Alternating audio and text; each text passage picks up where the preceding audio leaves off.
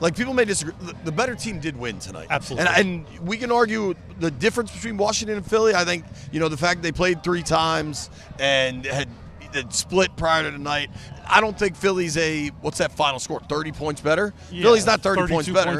Absolutely Tonight, not. Washington didn't play their best. The penalties killed them. Penalties kept coming at terrible times. The McNichols fumble right after a touchdown was just a killer. The Eckler fumble was a killer. I don't know how you don't at least look at Biotish having the football after that pile-up. I do think Philly kind of got possession right away on the fumble, but it's at least close. It's a pretty quick whistle. Look at it, yeah. But you and I talked about coming yeah. to this, that my concern was I thought Philly was better on the O-line and the D-line, and I think we saw that tonight. I think they controlled the line of scrimmage and all the other things. I mean, look at Saquon's stats, 15 for $118 with 3 touchdowns. Hurts, 20-28. For all the talk of let Hurts beat you, he did. He was quite good. 20-28 for 245 and a touchdown. That's the best Hurts has looked.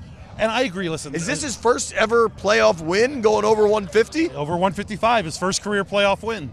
And listen, they dominated I the want to offense. just real clear. If one of these Yahoos that is throwing this football around hits me with a football, I'm going freaking ballistic. Listen, you want some stream numbers? Yeah. You and I, like a beat down on an Eagles fan, might do that. But listen, the Eagles definitely dominated the O-line and D-line. We knew coming into this game that was going to be the case.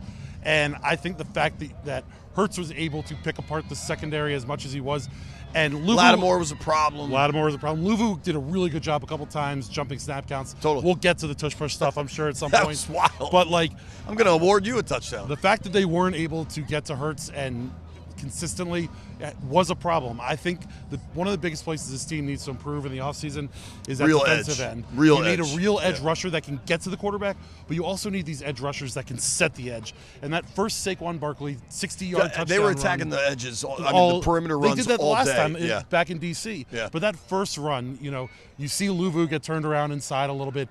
He reads it and tries to get out, but when the first step is inside, it's tough to recover.